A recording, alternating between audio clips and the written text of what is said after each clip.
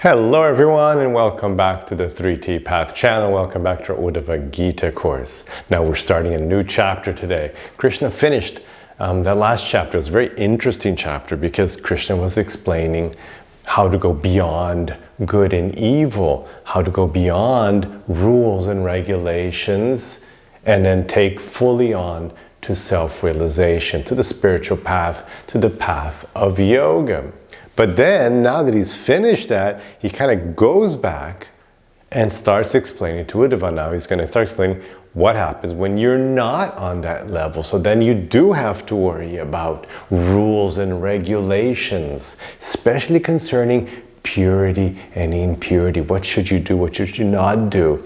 How to deal with situations. So then he's going to take the conversation way down now for those who are not in the spiritual path. So this is Krishna describing the Vedic path. So the Vedic path is to get people to the spiritual path. And then there's a Vedic spiritual path, which is yoga. But how do you work up to that? And that's why there's this whole Vedic society. That's why there's so many other texts. You know, the famous Samhitas, the Veda Samhitas, the Rig Veda, etc., and all the rituals and all the rules and all those other things. They're part of a bigger kind of like a mundane religion to help people who are not yet on the spiritual path. So let's go right down to it. So we're in the 11th canto, 21st chapter, verse 1. And of course, if you want to watch the whole course, all you have to do is become a member of this channel. The instructions are here in the description of the video. And then you go to Uddhava-gita.com where you can see the whole course. It's a huge course, wonderful book, Uddhava-gita, Krishna's last instructions on earth. Okay, so here's the translation. The Supreme Personality of Godhead said, "Those who give up these methods for achieving me." So what are these methods for achieving me he's referring to? It's the last chapter, the whole focus on yoga and especially, of course, bhakti. So those who give up these methods for achieving me, which consists of devotional service, analytic philosophy, and regulated execution of prescribed duties, which is a way of translating three things: bhakti yoga, jnana yoga, and karma yoga.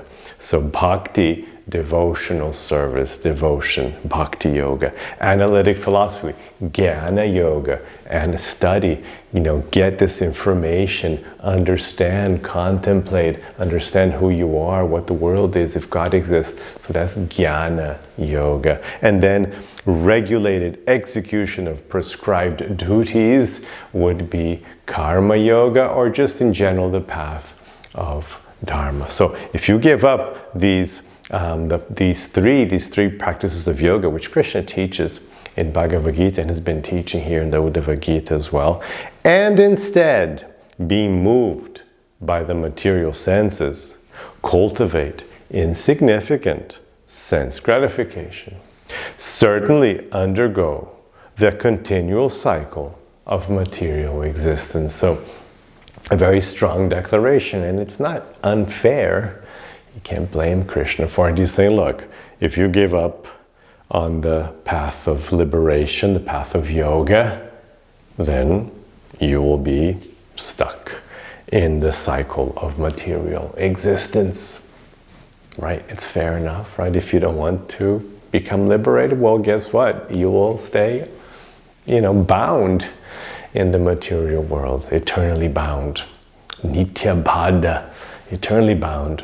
It's up to you. You decide. This is your human life. This is a big moment for you to decide. This is when you choose.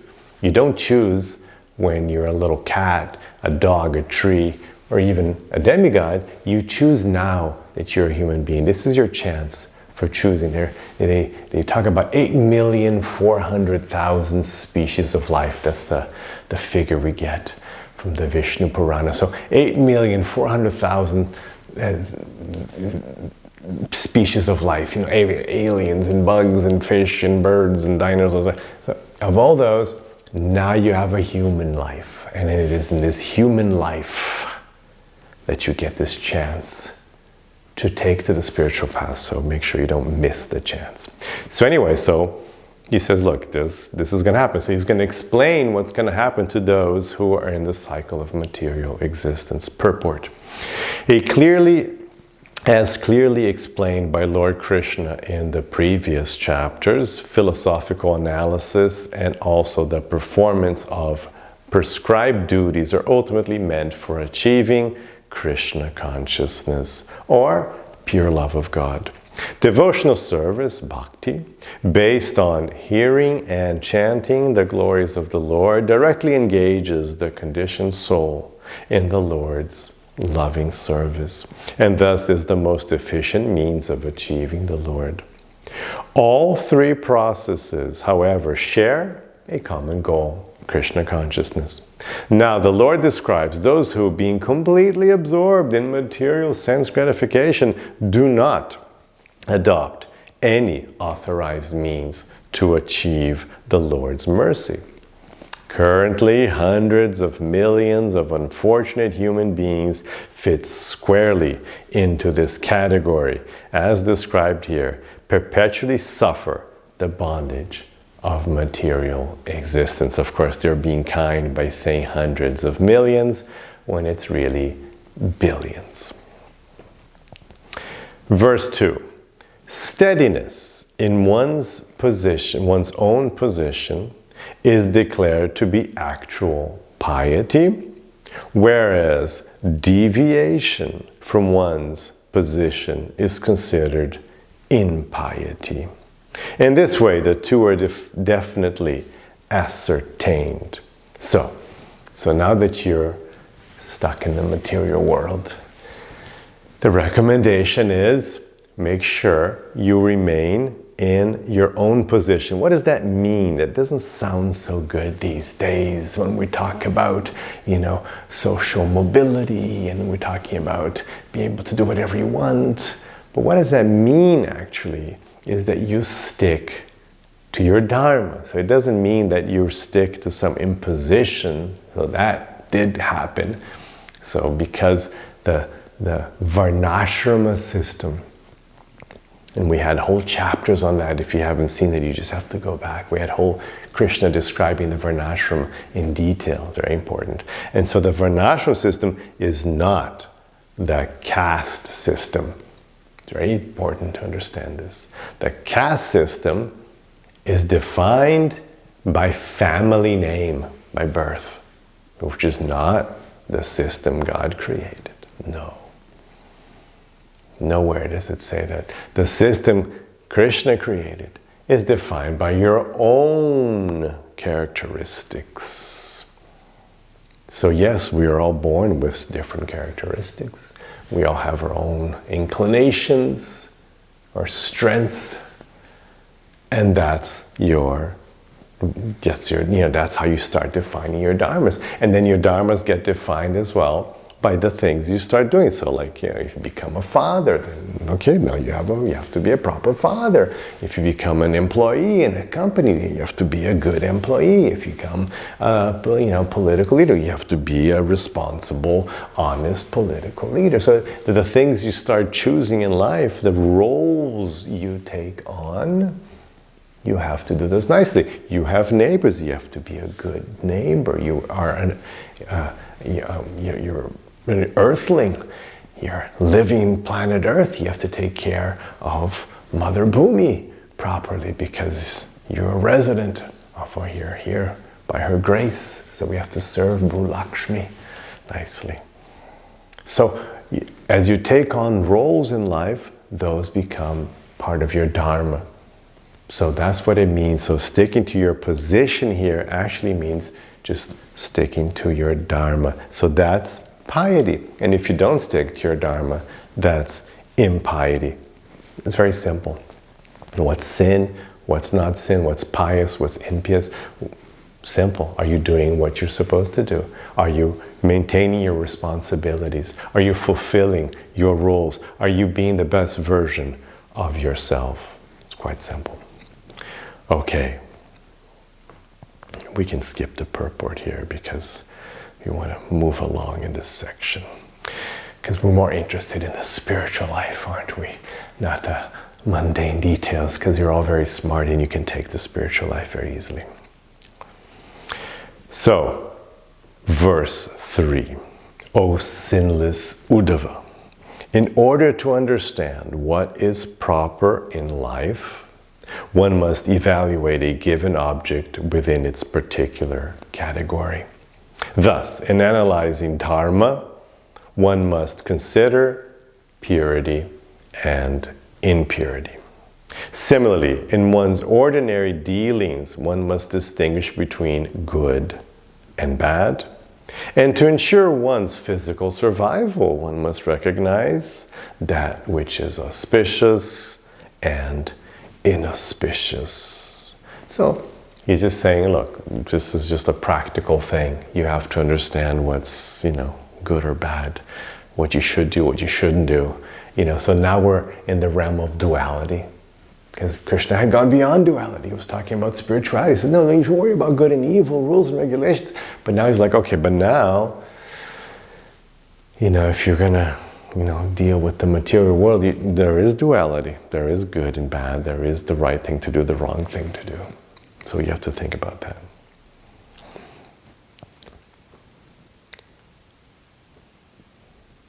Verse 4. I have revealed this way of life for those bearing the burden of dharma. It's very good. It's a short verse. It's only 2 lines. So it's almost like a half verse. It's only a half shloka.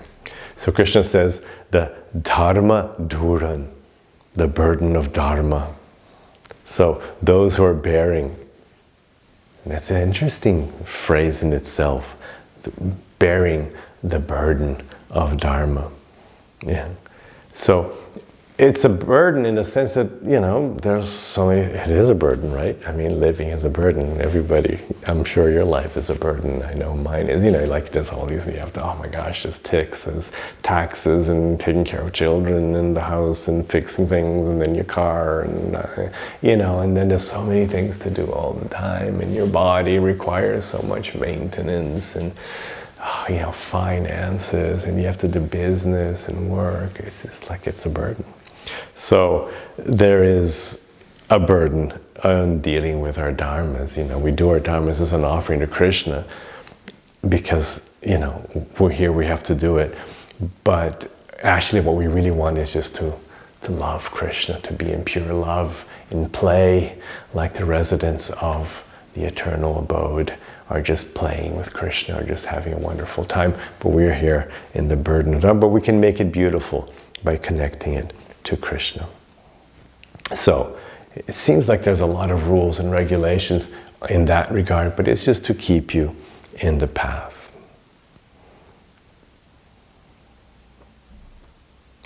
Verse 5. Earth, water, fire, air, and ether are the 5 basic elements that constitute the bodies of all conditioned souls, from Lord Brahma himself down to the non-moving creatures. These elements all emanate from the one personality of Godhead. So now he's going to start explaining the world, its basic points. So we have these 5 elements, the 5 Mahabhutas. So the 5 elements are earth, solids. You have liquids, so water, earth, water. Fire, emanating energy. Air, gases. And then ether is vacuum. So when you look at it that way, it doesn't sound so dumb anymore, and it does actually describe all of material reality. So these 5 basic elements, Krishna says in Bhagavad-gita, these are all my energy. And of course, there's another 3 subtle material elements which compose our subtle body, which are mind, intelligence, and false ego. So manas, buddhi, and ahankar. So Krishna says these 8 are my material energy. So there's actually 8 elements to the material energy. And all bodies, all incarnated beings, all conditioned souls in the universe From Lord Brahma down to the most insignificant little creature, their bodies are all composed of these elements. Verse 6. My dear Uddhava, although all material bodies are composed of the same 5 elements and are thus equal, the Vedic literatures conceive of different names and forms in relation to such bodies, so that the living entities may achieve their goal of life. So, purport. The words Namarupani Vishamani refer to the system of Varnashrama Dharma, in which members of human society are designated according to 4 social and 4 occupational divisions. Those dedicated to intellectual or religious perfection are called Brahmanas. Those dedicated to political perfection are called Kshatriyas.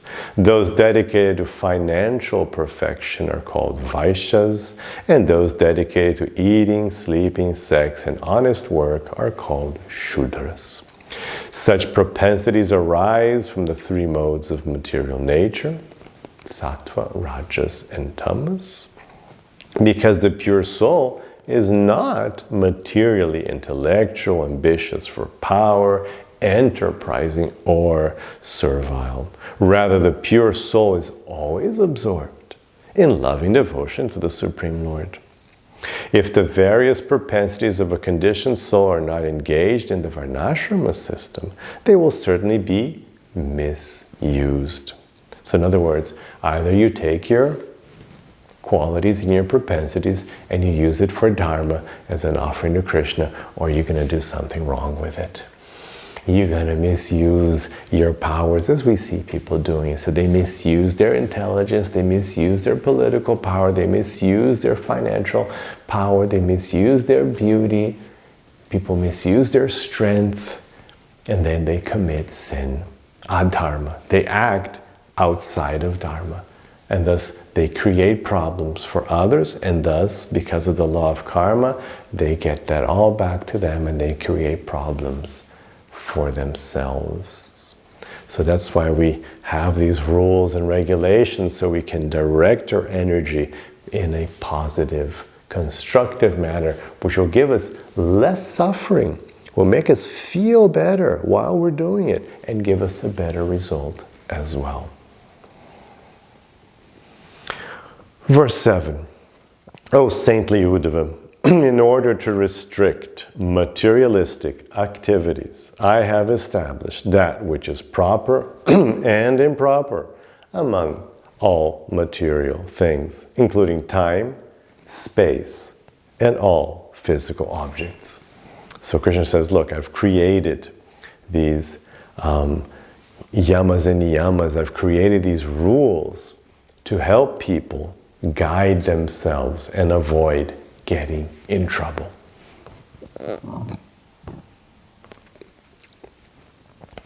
Verse 8.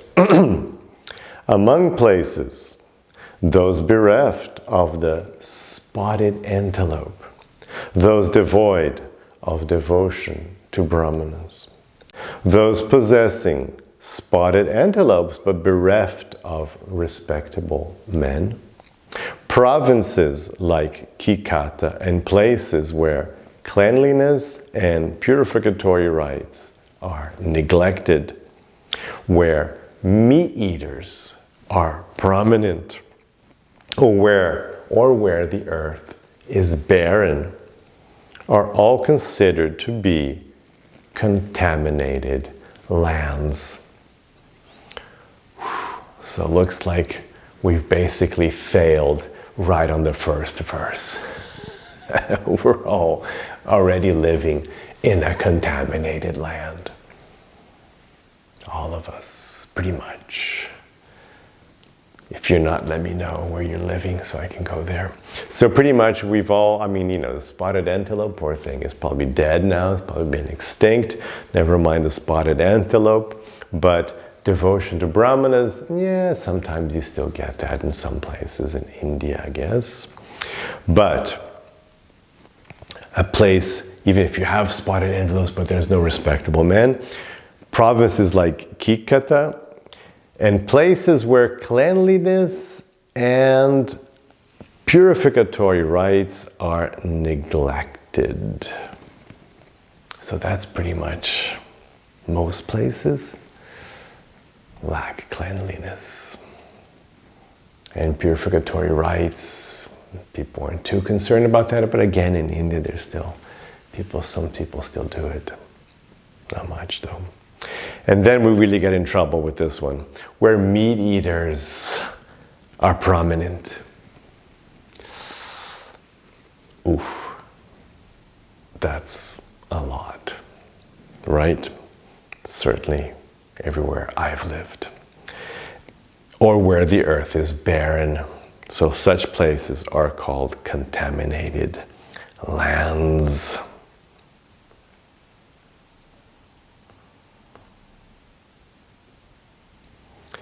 Verse 9. A specific time is considered pure when it is appropriate, either by its own nature or through achievement of suitable paraphernalia for the performance of one's prescribed dharma, duty.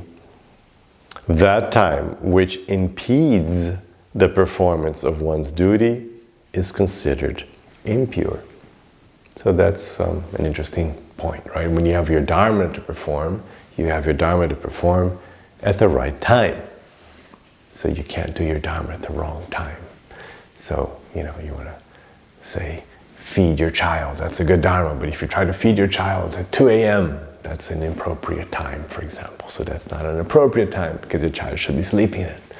So, simple example. So, the appropriate time means the time that's correct for you to do your dharma. So there's a time for everything. It's important to schedule your life properly. Like I wake up and there's japa, and there's the altar, and then a walk, and then exercising, and breakfast, and then now it's time for work, and now after this something else you have to do.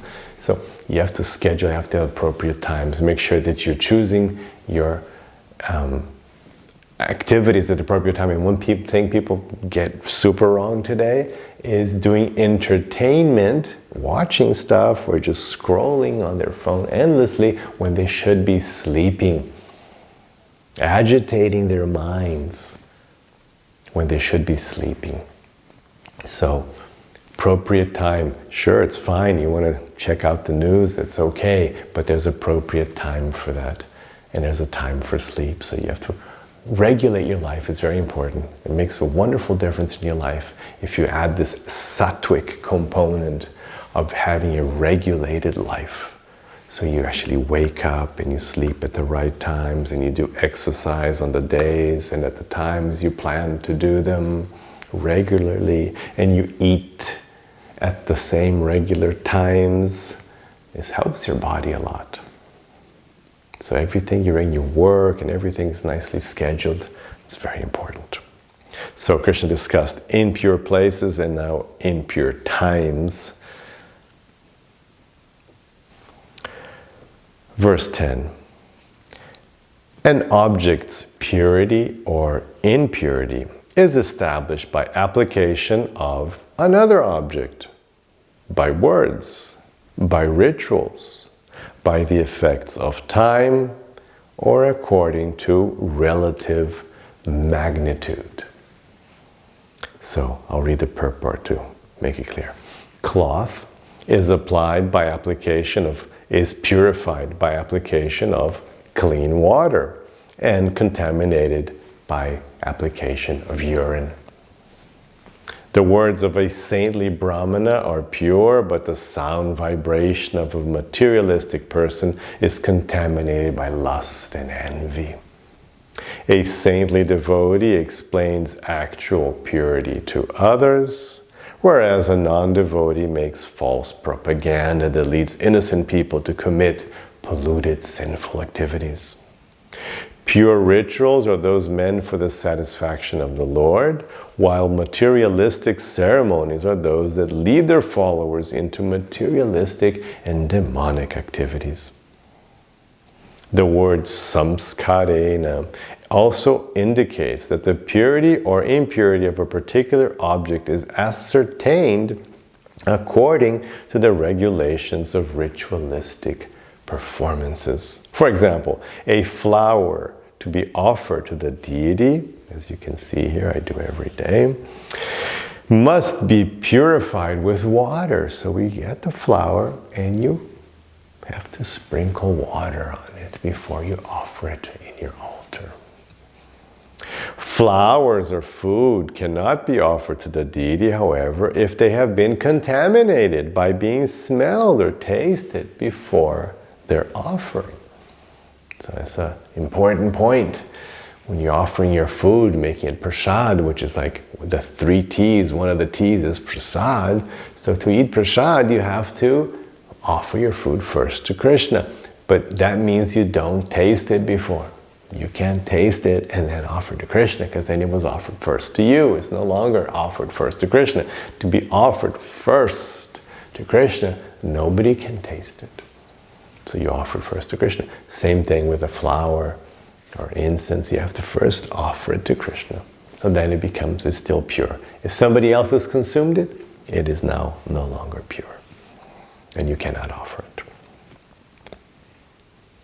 The word kalena indicates that the certain substances are purified by time and others contaminated by time. Rainwater, for example, is considered pure after 10 days' time. I'm not sure where they got that from, but anyway. And after 3 days in cases of emergency. On the other hand, certain foods decay in time and thus become impure. Mahatva indicates that great bodies of water do not become contaminated, and alpatyaya means that a small amount of water can easily become polluted or stagnant. In the same way, a great soul is not polluted by occasional contact with materialistic persons, whereas one whose devotion to God is very small is easily carried away and put into doubt by bad associations. And that's a very interesting point. It's very true.